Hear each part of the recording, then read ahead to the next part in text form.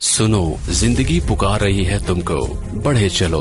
दी standard college, रोशन, पुरअज़्म और सेहतमंद मुस्तकबिल का अमीन। जिंदगी को बावकार तरीके से रवादावा रखने और नौजवानों के महफूज मुस्तकबिल के लिए स्टैंडर्ड कॉलेज ने ऑनलाइन क्लासेस का आगाज किया है, ताकि हमारे बच्चे तालीम की शाहराह पर गामजन रहें। गैर यकीनी हालात में यकीनी मुस्तकबिल। दी स्टैंडर्ड कॉलेज के साथ एडमिशन ओपन।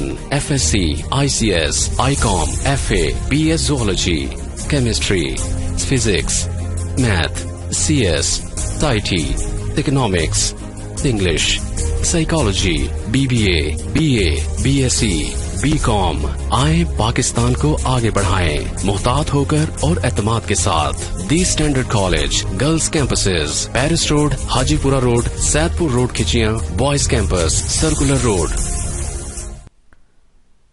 अल्हम्दुलिल्लाहि वहदा वस्सलातु वस्सलामु अला मन ला नबिय्य बअदह। अस्सलामु अलैकुम वरहमतुल्लाहि वबरकातुह। तो बच्चों, पिछले लेक्चर में हमने अरबी ग्रामर शुरू की थी और हमने उसमें इस्म के मुताल्लिक चंद चीज़ें पढ़ी थी। इस लेक्चर में अब हम मज़ीद कुछ चीज़ें पढ़ेंगे और इस डॉक्यूमेंट में चंद चीज़ें वो पिछली भी आएंगी, लेकिन इस डॉक्यूमेंट को हमने पिछले लेक्चर में इसलिए इस्तेमाल नहीं था किया क्योंकि हमारे कोर्स में कुछ एक्स्ट्रा चीज़ें थी जो इस डॉक्यूमेंट में मौजूद नहीं थी, क्योंकि ये डॉक्यूमेंट मैंने अपना एक अलहदा कोर्स के लिए तैयार की थी। लेकिन आज हम चूँकि जो चीज़ें पढ़ेंगे इसमें थोड़ी आसान हैं बनिस्बत आपकी बुक के बुक में जो चीज़ें हैं उसमें थोड़ी मुश्किल हैं, थोड़ी उसकी इबारत मुश्किल है, कुछ उसमें चीज़ें ज़्यादा दी गई हैं। तो इंशाल्लाह हम आज ये इधर से पढ़ेंगे, इंशाल्लाह ये उससे आसान होगा। तो कुछ चीज़ें जो आपको आगे अभी इस लेक्चर में जाके उनसे ज़रूरत पड़ेगी उन्हें जानने की, तो वो ये हैं जैसे हरकत। अरबी आप में से बेशुमार बच्चों को इस चीज़ का इल्म होगा कि अरबी पढ़ने के लिए हरकत की ज़रूरत होती है। तो वो हरकतें कौन कौन सी हैं? वो 6 हरकतें हैं। ज़बर है, ज़बर फ़ारसी में आता है, इसे अरबी में फ़तह कहते हैं और ये नस्ब की हालत को शो करने के लिए आता है, यानी जो नस्बी हालत होती है। ये क्या होता है, ये अभी इस लेवल पे हमें इस चीज़ की ज़रूरत नहीं, लेकिन इसको आज क्यों हम जान रहे हैं, क्योंकि हमारी बुक में इस चीज़ का जिक्र है और वो हम इंशाल्लाह अभी आगे देखेंगे। तो आप बस ये याद रखें कि ज़बर को अरबी में फ़तह कहते हैं और ये हालत नस्ब को शो करने के लिए आता है, जो उम्मूमन मफ़ऊल बिही और दूसरे इसमें चीज़ें भी हैं। ये सिर्फ 1-2 चीज़ इधर लिखी हुई है। मफ़ऊल बिही नस्बी हालत में होता है और वो फ़तह या ज़बर से शो होता है। अब ये ग्रामर के जो रूल्स हैं वो हर जगह इसी तरह नहीं चलेंगे। हर ज़ुबान के ग्रामर के रूल्स, उनमें कहीं ना कहीं कुछ ना कुछ एक्सेप्शन ज़रूर होती है। वो क्या कि अब उमूमन हालत नस्ब को शो करने के लिए ज़बर आ रहा है, लेकिन बाज़ औक़ात हालत नस्ब ज़ेर से भी शो हो जाती है। तो ये थोड़ा सा एक पेचीदा आ जाता है, थोड़ी कम्प्लेक्सिटी आ जाती है और ये आगे एडवांस ग्रामर में इन चीज़ों का हमसे कोई ताल्लुक़ नहीं, लेकिन ये जहन में हमने अपने रखना है कि ग्रामर में एक्सेप्शंस आ जाती हैं। और जिस तरह हमने पिछले लेक्चर में बात की थी कि लोग पहले ज़ुबान बोलते हैं और ग्रामर के रूल्स बाद में बनते हैं, इस वजह से उसमें एक्सेप्शंस आ जाती हैं। ज़ेर जो है इसे अरबी में कसरा कहते हैं और ये हालत जर को शो करने के लिए आती है, हालत जर को ज़ाहिर करने के लिए आती है। ये हालत जर हुरूफ जारा, इन्हें जारा इसी वजह से कहते हैं क्योंकि ये जर दे देते हैं, या मुज़ाफ़ इलैह, इन दोनों के लिए। मुज़ाफ़ इलैह कहाँ आएगा? वो मुरक्कब इज़ाफ़ी में आएगा, वो भी इंशाल्लाह हम पढ़ेंगे। तो मुज़ाफ़ इलैह के लिए या हुरूफ जारा के लिए आते हैं। पेश जो है इसे अरबी में ज़म्मा कहते हैं, ये उमूमन हालत रफ़ा को शो करता है। फ़ाइल, नायब फ़ाइल, इन चीज़ों से आपका भी कोई इतना ताल्लुक़ नहीं। बहरहाल फ़ाइल यानी सब्जेक्ट اس سے آپ کا تعلق آئے گا اس سٹیج پر. فائل یعنی سبجیکٹ جو کام کرنے والا ہے. جس طرح ہم نے پچھلے لیکچر میں پڑھا تھا فائلی ضمیریں، تو فائل کرنے والا. نائب فائل جو اصل میں فائل تو نہیں تھا لیکن فائل کی جگہ پر آ گیا، یعنی یہ پیسو وائس میں آئے گا اور اسے ہم ادھر جا کے پڑھیں گے.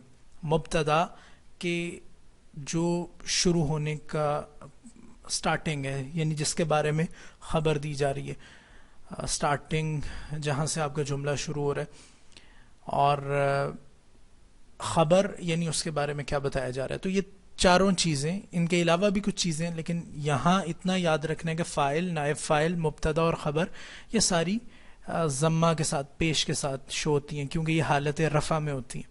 جزم کو سکون کہا جاتا ہے، شد کو تشدید کہا جاتا ہے، تنوین کہتے ہیں 2 زبر 2 زیر یا 2 پیش کو. یہ بہت آسان چیز ہے. یہ حرکتیں جو ہیں وہ تو آپ کو ساری آتی ہیں، صرف یہ چیز یاد کرنی ہے کہ زبر کو فتح کہتے ہیں، زیر کو کسرہ کہتے ہیں، پیش کو ضمہ کہتے ہیں، جزم یا سکون دونوں کہا جا سکتا ہے، شد کو تشدید کہتے ہیں، تنوین جو ہے وہ 2 اعراب کوئی بھی ہوں. ہم اعراب کہتے ہیں، عربی میں حرکت اسے کہا جاتا ہے. اعراب اسے کہا جاتا ہے یہ نصب کو، جر کو یا رفع کو، جو حرکتوں سے شو ہوتے ہیں، یعنی اعراب کو ظاہر کیا جاتا ہے حرکتوں کے ذریعے. اجزائے کلام ہم کل پڑھ چکے تھے. اسم فعل حرف ہے اور لفظ کا مطلب پھینکنا تھا. لفظ یا موضوع ہوگا جیسے کلمہ کہا جائے گا، یا محمل ہوگا. موضوع ہوگا یا مفرد ہوگا تو یا مرکب ہوگا، یعنی یا ایک ایک لفظ ہوگا یا چند الفاظ کا مجموعہ ہوگا. اگر مفرد ہے تو اس میں یا اسم ہوگا یا فعل ہوگا یا حرف ہوگا، اور ان کی ہم ڈیفینیشنز کل پڑھ چکے ہیں. اب اسماء کو ہم کل ڈیٹیل میں پڑھ چکے تھے کہ اسم سے کیا مراد ہے، اور اس میں یہاں ایک چیز یہ دیکھیں کہ مرکب جو ہے، یا وہ مرکب مفید ہوتا ہے یا ناقص ہوتا ہے. ناقص ہوگا تو مرکب اضافی اور توصیفی، جسے ہم بعد میں پڑھیں گے. لیکن اگر مرکب تام ہے، یعنی جسے ہم جملہ بھی کہتے ہیں، جملہ اور مرکب تام یا مرکب مفید ایک ہی چیز ہے، اسے جملہ بھی کہا جاتا ہے. یہ یا اسمیہ ہوگا یا فعلیہ ہوگا. تو یہ دیکھیں جملہ اسمیہ کون سے، ایسا جملہ جو اسم سے شروع ہو. مثلا البستان جمیل، البستان اسم ہے، اس کے سٹارٹنگ پہ چونکہ اسم ہے اس وجہ سے البستان جمیل، یہ جملہ اسمیہ ہے. جملہ فعلیہ کون سے، ایسا جملہ جو فعل سے شروع ہو. مثلا ذهب اللہ بنورہم، چلا گیا اللہ تعالی ان کے نور کے ساتھ. لیکن جب با محاورہ ترجمہ کریں گے تو اس کا مطلب آئے گا اللہ تعالیٰ ان کا نور لے گیا، کیونکہ ذہبہ بھی یا عطا بھی کہ وہ چلا گیا اس چیز کے ساتھ، یا لے آیا یا آ گیا اس چیز کے ساتھ، تو اس کا مطلب ہوتا ہے لے گیا یا لے آیا. ذہب اللہ بنورہم، اللہ تعالیٰ ان کا نور لے گیا، تو یہ جملہ فعلیہ ہو گیا. اب ایک چیز یہاں نوٹ کرنے والی ہے کہ اس میں صرف اسمیہ اور فعلیہ کا ذکر ہے، حروف کا ذکر نہیں. تو اگر اس سے پہلے کوئی حرف بھی آ جائے، والبستان جمیل، اور باغ بہت خوبصورت ہے، تو پھر بھی یہ جملہ اسمیہ ہی ہوگا. فذهب اللہ بنورہم، اب فا آگے، فا حرف میں آئے گا لیکن وہ جملہ فعلیہ ہی رہے گا. ہم نے یہ دیکھنا ہے کہ سب سے پہلے جملے میں اسم آ رہا ہے یا فعل آ رہا ہے. سب سے پہلے اگر اسم آئے گا تو وہ جملہ اسمیہ ہو جائے گا، اور سب سے پہلے اگر فعل آئے گا تو وہ جملہ فعلیہ ہو جائے گا. اسماء اشارہ ہم کل پڑھ چکے ہیں، ایسے اسماء جو اشارے کے لیے استعمال کیے جاتے ہیں. حروف استفہام، یہ حرف ہم کل پڑھ چکے تھے. تو حروف جو ہیں وہ مختلف طرح کے ہوتے ہیں، ان میں استفہام اور جارہ بھی ہوتے ہیں، اور بھی بہت ہوتے ہیں. یہ صرف ایک بتانے کے لیے کہ حروف کیا ہوتے ہیں، ان 2 کا لکھا ہوا ہے. جس طرح ہم نے اسماء میں کل 7 اسماء پڑھے تھے لیکن ادھر صرف 2 لکھے ہوئے. تو استفہام یعنی پوچھنا. تو حروف استفہام ایسے حروف جو سوال کرنے کے لیے استعمال ہوں، جیسے ما، کیا، حل.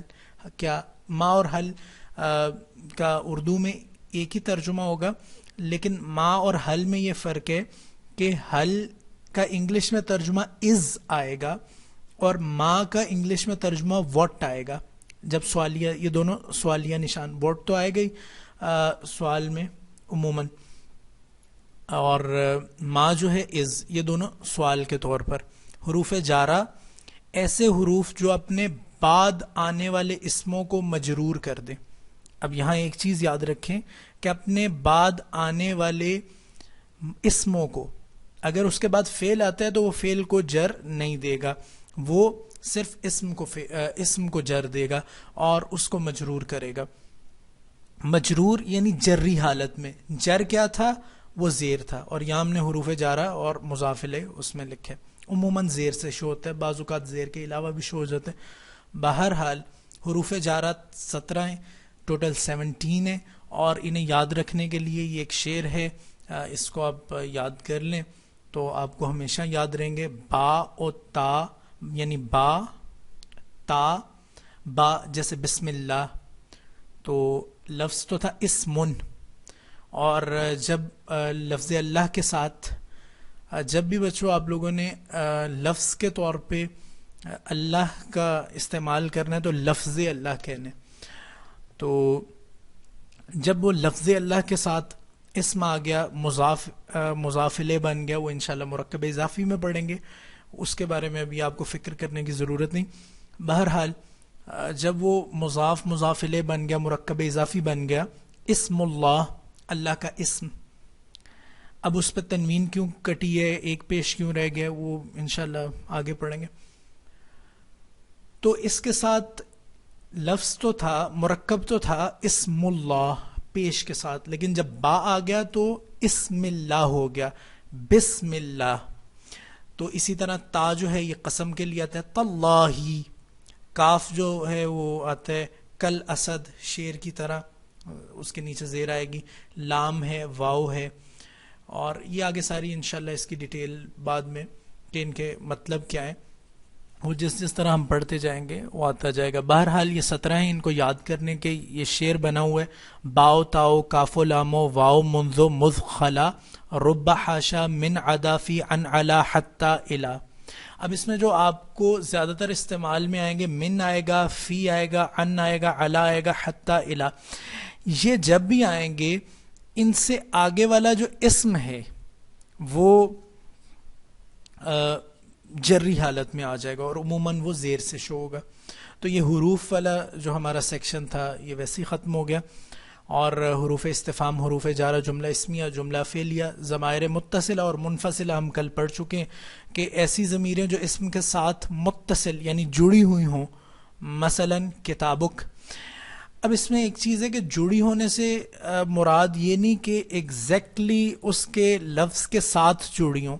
جڑی ہونے سے مراد ہے کہ ایک ورڈ کے طور پر آئیں، ایسے نہ ہو کہ دو الفاظ کے طور پر آئیں.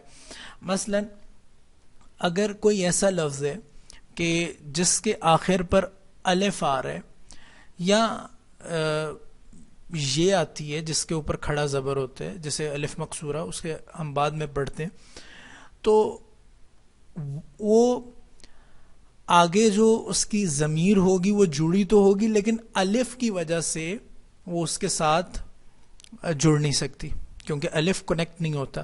اسی طرح کوئی اور ایسا حرف ہے جو کنیکٹ نہیں ہوتا، مثلا را ہے، تو رے جو ہے لفظ یہ اگلے لفظ کے ساتھ کنیکٹ نہیں ہوتی، پچھلے کے ساتھ کنیکٹ ہو جاتی ہے. تو فکر کا، اب فکر جو ہے یہ علیحدہ ہے اور کا اس میں علیحدہ ہے، لیکن یہ ایک لفظ میں آ رہے ہیں، اس وجہ سے ضمائر متصلہ میں ہی شامل ہوں گے. ضمائر منفصلہ ایسی ضمیریں جو اسم سے فاصلے پر ہوں، یعنی وہ ایک علیحدہ ورڈ کے طور پر ہوں. اس کے بعد تانیث کی نشانی کہ تانیث کہتے ہیں مؤنث ہونا. تو ہمیں کیسے پتہ چلے گا کہ کیا چیز مؤنث ہے؟ تو اس میں ہم نے دیکھا تھا کہ یا تو مؤنث سمائی ہوگا، یہ آ گئی کہ جنس کے اعتبار سے، یا اس میں مذکر ہوگا یا اس میں مؤنث. دونوں حالتوں میں یا وہ حقیقی ہوگا یا قیاسی ہوگا یا سمائی ہوگا. اب حقیقی، قیاسی اور سمائی کیا ہے، یہ آپ کی بک کے اوپر آپ آ جائیں پیج نمبر 430 کے اوپر، تو اس میں اس میں انہوں نے لکھا ہے حقیقی وہ ہے کہ جو نیچرلی ادھر ہو، جیسے باپ ہے تو باپ کے مقابلے میں ماں ہوگی. اب ان کے اندر کوئی ایسا حرف نہیں ہے کہ جس کے ذریعے ہمیں پتہ چل سکے کہ یہ مؤنث ہے. لیکن اب جدتن کے اندر تو چلیں یہ گولتا آ گئی، کچھ ہنٹ مل گیا، لیکن یہ جو ہے امن، اس میں گولتا نہیں ہے. تو اس میں گولتا ہو یا نہ ہو، جیسے ان دونوں میں گولتا ہے جدتن میں یا امرأتن میں، اگر اس میں گولتا ہو یا نہ ہو، یہ چونکہ کسی ایک حقیقی مذکر کے مقابلے میں آ رہی ہے، تو اگر باپ ہے تو ماں بھی ہوگی، تو اس وجہ سے اس کو حقیقی مؤنث کہتے ہیں. بہرحال مؤنث کی جو نشانیاں ہیں جنرلی عموماً وہ گولتا ہے، اگر گولتا ہوگی الف مقصورہ ہے، یعنی جیسے کبرا میں کبرا کاف بے را اور آگے یہ لگی ہوتی ہے، یہ کے اوپر کھڑا زبر ہوتا ہے. یہ کھڑا زبر ہم اردو میں ڈالتے ہیں، عربی میں کھڑا زبر نہیں ڈالا جاتا. آخری جو یہ ہوتی ہے وہ انہیں پتہ ہوتا ہے، جیسے کبرا میں جو یہ ہے وہ الف مقصورہ ہے. اسی طرح الف ممدودہ ہے، کسی بھی حرف کے آخر پر الف اور اس کے بعد حمزہ آ جائے اور حرف ختم، لفظ ختم ہو جائے کسی بھی لفظ کے آخر پر، اور لفظ ختم ہو جائے تو وہ مؤنث ہوگا. جیسے السما، سماؤن جو ہے آسمان، وہ چونکہ اس کے آخر پر الف اور حمزہ ہے تو وہ مؤنث ہے، اور اس کے اوپر چونکہ مد ہوتی ہے اس وجہ سے اس کو الف ممدودہ کہا جاتا ہے. تو یہ کوئی اتنا مشکل چیز نہیں تھی جو ابھی تک ہم نے پڑھی ہے، بہت آسان تھا. یہ آپ کے سامنے ہے سارا کچھ. اب تھوڑا سا ہم ٹیکنیکل چیز کی طرف جانے لگے، اور اس سے پہلے یہ ساری چیزیں، حرکت، متحرک کیا ہوتا ہے، فتح، یہ ساری چیزیں آپ کو آتی ہیں، اور جن چیزوں کی ہمیں ضرورت پڑے گی ان کو ہم انشاءاللہ بعد میں دیکھ لیں گے. ابھی ذرا ایک دفعہ بک کو دیکھ لیں کہ ہماری بک میں سے ہم نے کیا پڑھا تھا اور کیا چیز آگے رہتی ہے. عربی گرامر تھی، انہوں نے اسم سے شروع کی تھی، ہم نے پڑھ لیا تھا اسم فعل حرف معرفہ تھا، اور اس کے بعد ہمارے پاس یہ 6 اسماء تھے. اب ادھر کل آپ لوگوں نے جس طرح یہ ضمائر جو ہیں یہ یاد کی ہوں گی انشاءاللہ. ہوا ہما ہم، ہیا ہما ہن، انت انتما انتم، انتی انتما انتن. یہ میں نے بتایا تھا کہ ادھر غلطی ہے، انتن، انا نحنو. اب ان کو اگر آپ نے یاد کر لیا تو اگلی ضمیریں جو ہیں وہ یاد کرنا بہت آسان ہے. جو ہوا ہے اس کا واو کاٹ دیں، ہوا کی جگہ ہو کر دیں، اور ہر ایک سے پہلے آپ نے یا لگا دینا ہے. اب یہ دیکھیں کہ اس کو تھوڑا سا ہم کر لیتے ہیں زوم آؤٹ. تو ہوا سے کیا ہوا، ایاہو، ہما سے ایاہما، اور ہم سے ایاہم. اگر آپ کو وہ یاد ہوگی ہوا ہما ہم، ایاہو ایاہما ایاہم. ہیا کی جگہ پہ ہم نے ہا کر دینا ہے، ہیا کی جگہ ایاہا، ہما کی جگہ ایاہما، ہننا کی جگہ ایاہننا. بہت آسان ہے. اسی طرح جب مخاطب میں جاتے ہیں، یہ مخاطب والی چیز انشاءاللہ ہم فعل میں جب جائیں گے تب دیکھیں گے، first person, second person, third person, یہ کیا ہے سارا. ابھی آپ کو یہ ترجمے سے سمجھ آ رہی ہوگی، اور انہیں اسی ترتیب میں یاد کرنے، کیونکہ آگے ہم جب گردانے کنسٹرکٹ کریں گے، جب انہیں بنائیں گے تو پھر دیکھیں گے کہ اگر ہم اس ترتیب سے انہیں لے کر چلیں گے تو ہمارے لیے آسانی ہوگی. تو انتا، انتما، انتم تھا. آپ نے کیا کرنا ہے کہ تا کی جگہ پہ جو یہ ان کے بعد جو تا آ رہی ہے یا جو بھی آ رہا ہے اس کی تے کی جگہ پہ آپ نے کاف لگا دینا. اگر ان تا تھا تو کر دینا ایا کا، ان تما تھا تو ایا کما، ان تم تھا تو ایا کم. اسی طرح نیچے آ جائیں، ان تی تھا تو ایا کی، ان تما تھا تو ایا کما، اور ان تننا تھا تو ایا کننا. یعنی تے کو ہم نے صرف بدل دیا. اور یہاں تھوڑا سا آپ نے بس ایک چیز یاد کرنی ہے، انا، انا کی جگہ آپ نے یا کر دینے. وَإِيَّايَ فَارْهَبُونَ جس طرح قرآن میں آتے ہیں وہ انشاءاللہ ہم سورۃ البقرہ میں پڑھیں گے. وَإِيَّايَ اچھا ایاکا کہاں آتے ہیں؟ ایاک نعبد وإیاک نستعین. تو یہ ایاکا یہ علیحدہ سے ضمیر نکل گئی. مفعولی تھی کل ہم نے پڑھا تھا مفعولی جس کے اوپر کام ہو رہا ہو یعنی جس کے ساتھ یا جس کے اوپر کام ہو رہا ہو یعنی جو آبجیکٹ ہو. تو نستعین ہم مدد مانگتے ہیں، نعبدو ہم عبادت کرتے ہیں، ایاکا صرف تیری. یہ جب اس کو علیحدہ کر کے باہر کر کے نکالا جاتا ہے ضمیر کو تو اس سے مراد حصر ہوتا ہے، یعنی صرف تیری عبادت کرتے ہیں، کسی اور کی عبادت نہیں کرتے، صرف ہم تجھ سے مدد چاہتے ہیں اور کسی سے مدد نہیں چاہتے. حقیقت میں اسباب کے تحت تو ہم مدد چاہ لیتے ہیں، کسی سے پانی مانگ لیا کچھ جہاں اسباب ہیں، لیکن حقیقی مدد صرف تجھ سے چاہتے. تو ایاکا.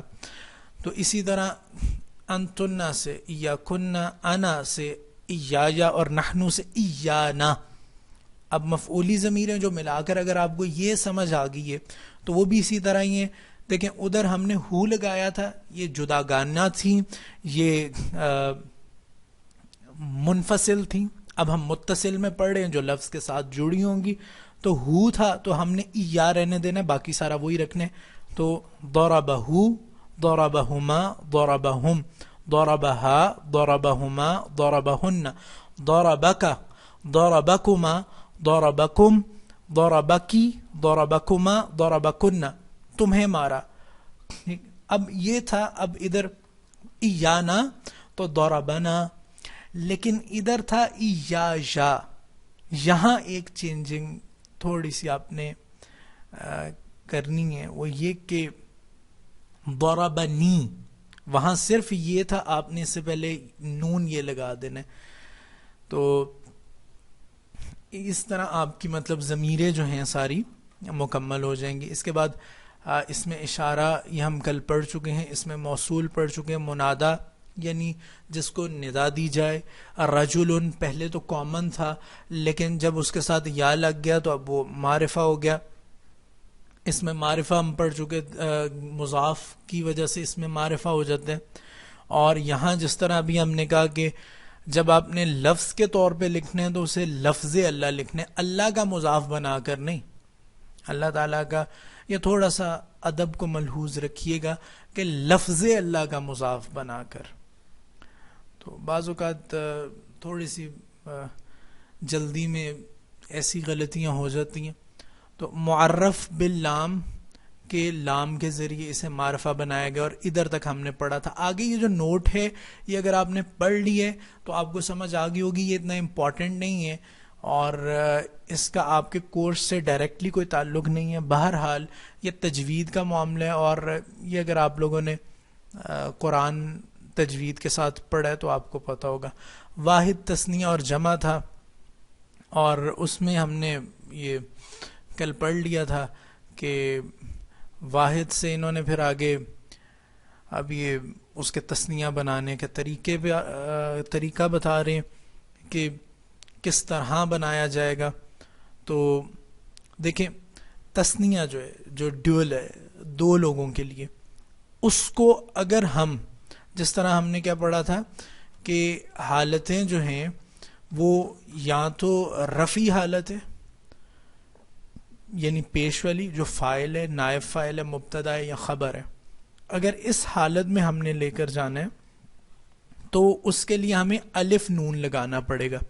کسی بھی اسم کے آخر میں الف نون بڑھانے سے تثنیہ کا صیغہ بن جاتا ہے. جیسے کتابن سے کتابان، قلم سے قلمان، مسلم سے مسلمان. لیکن اگر تثنیہ کا صیغہ مفعولی یعنی نصب یا جری حالت میں لے کر جانا ہے جو زیر سے یا زبر سے شو ہوگا، اگر اس حالت میں یعنی یا تو مفعول بن جائے گا یا پھر وہ حرف جارہ یا مضاف الیہ آ جائے گا. مضاف الیہ اس کو ہم پڑھتے ہیں بعد میں انشاءاللہ. تو لیکن کتاب اللہ، عبد اللہ یہ سارے مضاف الیہ ہیں. تو اس کے لیے کیا کرنا پڑے گا، اس میں پھر الف نون نہیں ہم نے لگانا. اس میں ہم نے اس سے پہلے کوئی حرف جر وہ ہم نے پڑھ لیا 17 فی، من، علی وغیرہ آ جائے تو آخر کا الف نون یا نون میں آخر کا الف نون یا نون میں بدل جاتا ہے، یعنی یہ اور نون. کتابان تھی تو کتابین، قلمان تھا تو قلمین، مسلمان تھا تو مسلمین، ہاذان تھا، کل ہم نے اس میں اشارہ میں پڑھا تھا کہ کیا آئے گا، ہاذانی، تو وہ اب اس حالت میں کیا آ جائے گا، ہاذینی. ہاتان تھا تو ہاتینی، الذین تھا الذینی، اللذانی سے اللذینی، اور اللتانی سے اللتینی. یہ اس میں موصول آگے، یہ اس میں اشارہ آگے، اور یہ جس طرح بھی انہوں نے 3 مثالیں دی ہیں اس میں. اب جمع جو ہے، جب بھی ہم جمع بنائیں گے تو جمع یا سالم ہوگا یا مکسر ہوگا. سالم یعنی ایسا جمع کہ جس کے اصلی حروف جو ہیں وہ قائم رہیں. مثلا اگر لفظ ہے مسلمن، تو جب یہ جمع بنے تو اس کا جو مسلم ہے یہ نہ ٹوٹے. مسلمن سے مسلمون، آگے الف واو آ جائے لیکن پچھلا جو مسلمن تھا وہ نہ ٹوٹے. اسی طرح صابرن سے صابرون، تو اس کا وہ جو صابر ہے وہ نہ ٹوٹے. تو یہ ایک آگے فاعلی حالت میں. مفعولی حالت میں بھی اگر دیکھ لیں تو مسلمن سے مسلمین، صابرن سے صابرین، لیکن اس کا وہ مسلمن نہ ٹوٹے، تو یہ جمع سالم ہے. اب یہاں ایک اور چیز کہ ادھر فاعلی حالت میں کیا تھا تثنیہ بنانے کے لیے الف نون، اور یہاں فاعلی حالت میں واو نون. جمع کے لیے واو نون اور تثنیہ کے لیے الف نون. اور مفعولی حالت میں کیا تھا، یا جری یا نصب میں. اب مفعول جو ہے وہ جر سے شو نہیں ہوتا، تو ادھر ویسے فاعلی اور مفعولی ٹرم یہ عموماً استعمال تو نہیں کی جاتی، لیکن چونکہ اس لیول پر سمجھانے کے لیے فاعلی اور مفعولی استعمال کی جاتی ہے. عموماً نصبی، جری اور رفعی حالت کو بتایا جاتا ہے. تو جری جو ہے وہ مفعولی نہیں آئے گی. بہرحال یہ سمجھانے کے لیے مفعولی لکھا ہے. تو نصبی یا جری حالت میں کیا ہوگا کہ وہاں یہ نون تھا، ادھر بھی یہ نون ہے. تو اب فرق کیسے پتہ چلے گا، ادھر یہ نون سے پیچھے والے پہ زبر آ جائے گی اور نون پہ زیر آ جائے گی. یہ آپ کنٹراسٹ دیکھیں کہ اگر پیچھے زبر ہے تو آگے زیر آئے گی. میم پہ یا جس پہ بھی بے پہ، یعنی پچھلے جو حرف ہے اس کے اوپر زبر ہے تو نون کے نیچے زیر آئے گی، اور اس سے پیچھے زبر آنی. اگر وہ نہیں آئے گی تو ہمیں پتہ نہیں چلے گا تثنیہ. اور یہاں کیا ہے کہ اس سے پچھلے کے نیچے زیر ہے تو یہاں نون کے اوپر زبر ہے.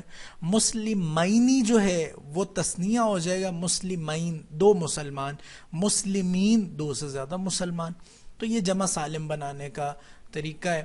اور جمع مؤنث سالم بنانا ہو تو وہ واحد کے صیغے کے آخر پر مؤنث کی علامت یعنی گولتا کو ہٹا کر اس کی جگہ پر الف اور لمبی تا لگا دیتے. جیسے مسلمن سے مسلمات، یعنی یہ تے کو کاٹ دیں گے تو الف تے لگا دیں گے.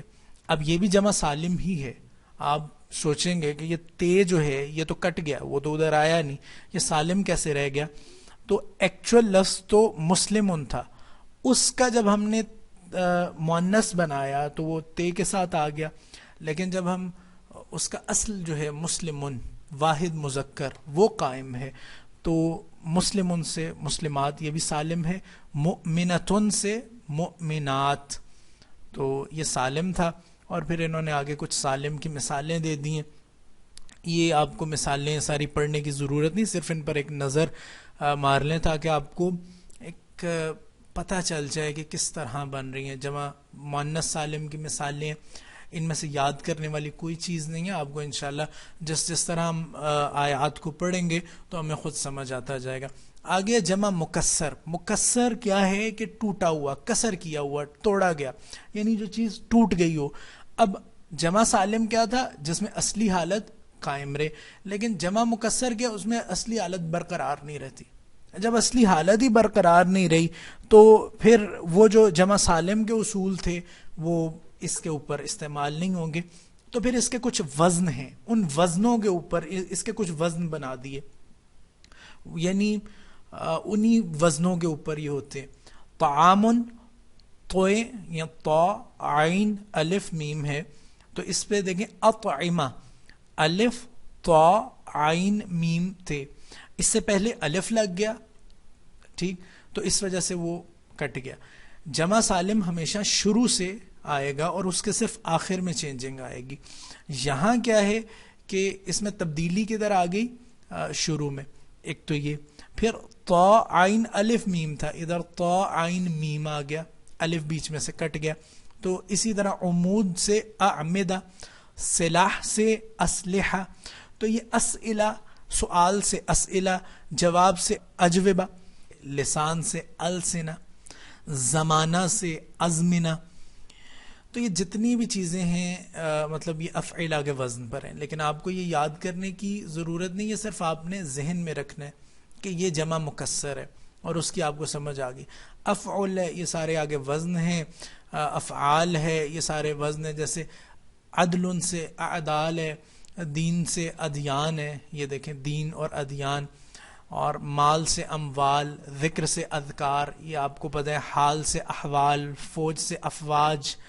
اور یہ ساری یہ چیزیں وہ تھیں جو بصر سے ابصار، یہ آپ کے عام. قول سے اقوال، یہ چیزیں آپ کے ہاں بھی اردو میں بھی عام استعمال ہوتی ہیں اور آپ کو ان کے معنی آتے ہیں. اور یہ مختلف پھر اوزان ہیں، وزن ہیں، اور اوزان بھی افعال کے وزن پر ہی ہے. یہ مختلف جمع مکسر کے اوزان ہیں. آپ کو سارے اوزان جو ہیں، سارے وزن جو ہیں، انہیں یاد کرنے کی ضرورت نہیں، اور نہ ہی آپ کو یہ سارے مطلب یاد کرنے کی ضرورت ہے. صرف انہیں ایک دفعہ دیکھ لیں، ایک دو کو بھی ان میں سے دیکھ لیں تو کافی ہے، آپ کو ایک سمجھ آ جائے گی. اور اس پر پھر مزید یہ ساری کے ساری اب یہ چیزیں.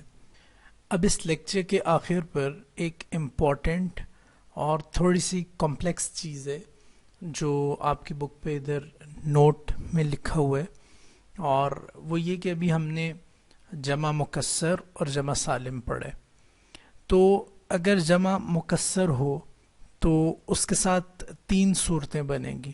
پہلی صورت میں اگر مذکر کا جمع مکسر ہو اور جمع مکسر کا جو اسم ہے وہ غیر ذوی العقول ہو، یعنی اس کو غیر ذوی العقول کو ظاہر کرے. غیر ذوی العقول جو عقل والا نہ ہو، یعنی انسانوں کے علاوہ، یعنی جانور اور پتھر، درخت اور ساری چیزیں.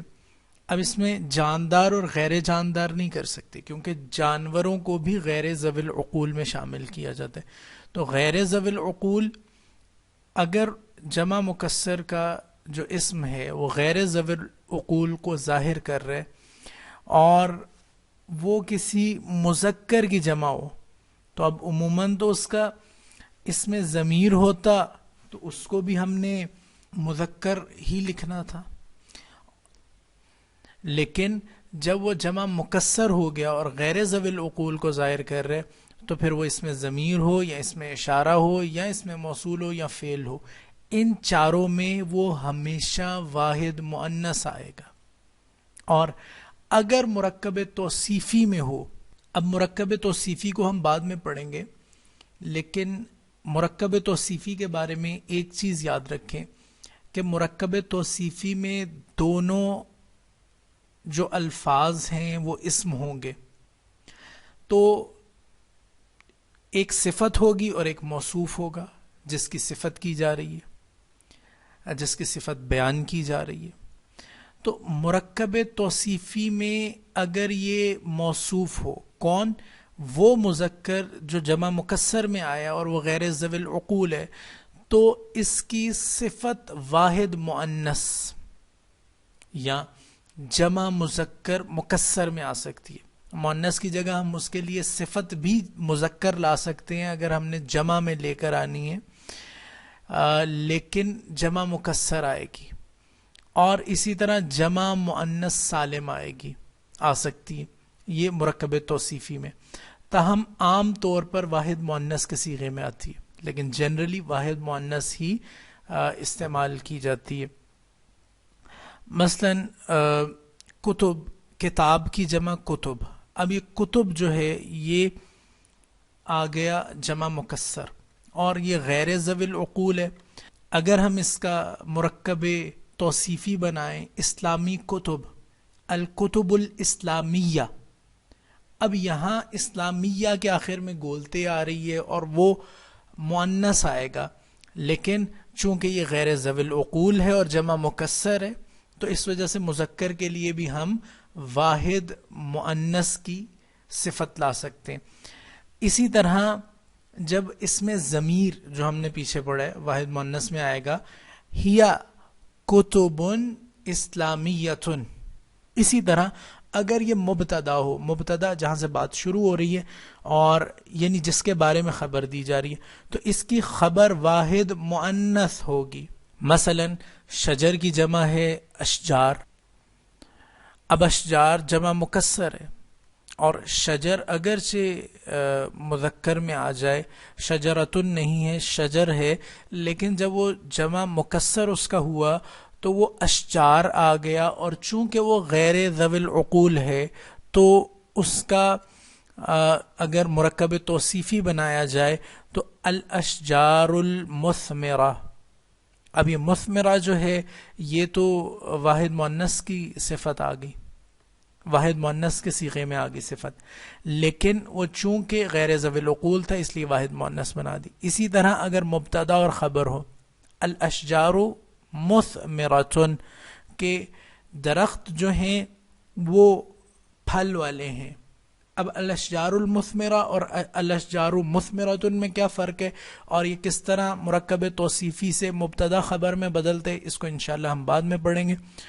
لیکن یہاں اب اگر اسی کو آپ فعل میں لے جائیں، اثمرت الاشجار، کہ شجر جو درخت ہیں وہ باراور ہو گئے، وہ پھل لے آئے، تو اسمرا کا مطلب ہے پھل لے کر آنا. تو چونکہ یہ جمع مکسر اشجار اور غیر ذوی العقول ہے تو فعل واحد مؤنث آئے گا، اسمرت الاشجار. اب یہ اس میں چونکہ ہم نے فعل بھی نہیں پڑھا اور مرکب توصیفی بھی نہیں پڑھا تو اس وجہ سے یہ انفارمیشن تھوڑی سی کمپلیکس ہوگی، تھوڑی سی مشکل ہوگی.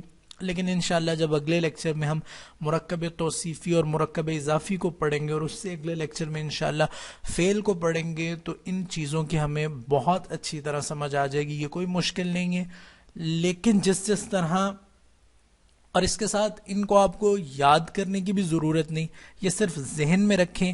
جس طرح ہم سورت کو پڑھتے جائیں گے انشاءاللہ یہ آپ کو خود بخود یاد ہوتی جائیں گی. تو یہ تھا ہمارا آج کا لیکچر. اگلے لیکچر میں ہم انشاءاللہ مرکب توصیفی اور مرکب اضافی کو پڑھیں گے. السلام علیکم ورحمۃ اللہ وبرکاتہ.